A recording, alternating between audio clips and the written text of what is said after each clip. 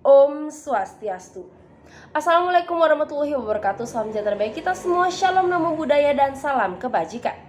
Selamat pagi dan terima kasih saya ucapkan kepada Dewan Juri yang saya hormati dan pada Pusat Prestasi Nasional karena telah bertanggung jawab atas Lomba Debat Bahasa Indonesia 2022 untuk siswa SMA atau SMK. Perkenalkan, saya Niputu Siti Dewi Suyasa sebagai representatif dari SMA Negeri 1 Kuta dalam ajang Lomba Debat Bahasa Indonesia tahun 2022. Pada hari yang berbahagia ini, di sini saya akan menyampaikan pidato saya sebagai pembicara pertama dari tim afirmatif atau tim pro, tim yang setuju dan sependapat dengan mosi kita pada hari ini, yaitu sebagai negara berkembang dengan potensi maritim, Dewan ini tidak akan menggunakan strategi ekonomi biru. Dewan Juri yang saya hormati, pertama-tama izinkan saya menyampaikan latar belakang dari mosi tersebut.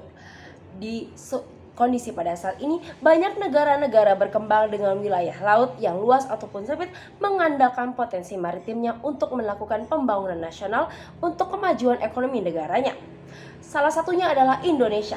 Indonesia merupakan negara kepulauan terbesar di dunia yang dikelilingi oleh lautan yang luas, seperti Samudra Hindia di perbatasan bagian selatan, serta Laut Cina Selatan dan Samudra Pasifik di bagian utara. Wilayah maritim Indonesia yang luas inilah kemudian memunculkan potensi maritim yang besar bagi Indonesia. Kemudian Dewan Juri yang terhormat masuk kepada definisi mosi.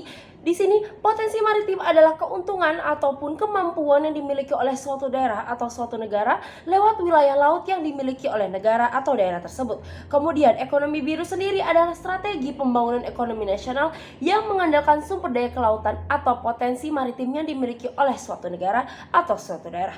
Kemudian Dewan Juri yang terhormat, masalah pada status quo saat ini adalah ekonomi biru tidak relevan diterapkan pada negara yang memiliki wilayah kelautan yang luas maupun tidak. Kemudian masuk kepada substansi atau argumen saya sendiri. Yang pertama, di sini saya akan menjelaskan dua substansi. Yang pertama adalah terjadinya eksploitasi sumber daya alam.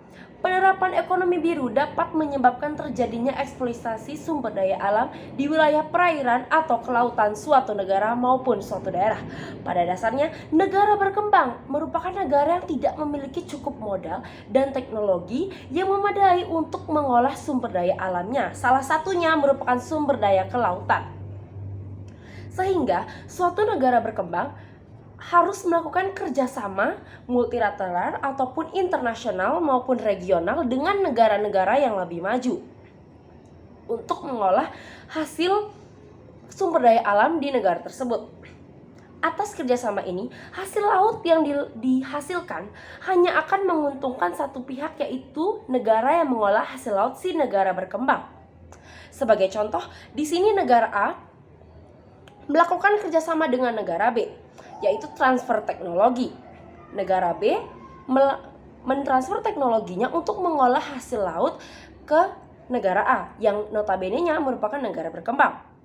Sehingga hasil laut dihasilkan seperti ikan maupun sumber-sumber daya lainnya akan dijual murah kepada negara-negara lain oleh negara A, karena negara A melakukan sedikit usaha untuk mengolah sumber daya alamnya, karena teknologi sudah dipersiapkan oleh negara B yang merupakan partner dalam kerjasamanya. Maka dari itu,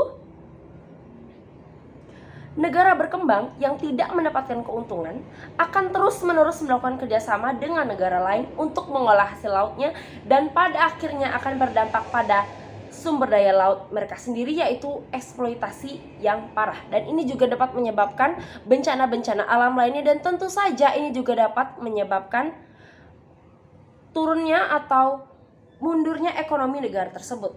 Baiklah, kemudian masuk kepada substansi kedua, yaitu terancamnya kedaulatan suatu negara atau suatu daerah. Dewan Juri yang saya hormati, negara berkembang yang terus-menerus melakukan kerjasama dengan negara lain dapat menyebabkan negara tersebut terancam kedaulatannya karena longgarnya akses negara lain menuju laut si negara berkembang, sehingga dapat menimbulkan ancaman atas kedaulatan wilayah si negara berkembang. Dewan Juri yang saya hormati, sebagai contoh di sini saya mengambil kasus yang tentu saja sudah kita semua ketahui, yaitu kapal-kapal Cina yang masuk ke dalam perairan Indonesia secara bebas ataupun tanpa izin. Kasus ini dapat tentu saja merupakan ancaman bagi kedaulatan rakyat Indonesia, kedaulatan wilayah Indonesia, karena wilayah Indonesia dimasuki oleh kapal-kapal Cina, dan pemerintah pun tidak melakukan usaha yang cukup untuk memberhentikan kapal-kapal tersebut. Hal ini dapat menjadi contoh bagi negara-negara lain yang bisa saja lebih maju daripada Indonesia untuk melakukan hal yang sama. Dan tentu saja ini menyebabkan terancamnya kedaulatan suatu negara. Apabila kedaulatan suatu negara terancam, maka tentu saja hal sektor-sektor lain juga dapat terancam, seperti misalnya ekonomi, lalu sosial budaya, dan masih banyak lagi. Kemudian karena ekonomi biru tidaklah relevan untuk negara berkembang dimanapun yang memiliki kelautan yang luas ataupun tidak, maka di sini saya menawarkan solusi, Dewan Juri yang saya hormati. Solusi yang dapat saya taruhkan di sini adalah mengoptimalkan sektor-sektor lain seperti manufaktur, industri, dan pariwisata. Sebagai contoh di sini saya akan mengambil negara Singapura. Singapura merupakan satu-satunya negara maju dalam wilayah Asia Tenggara.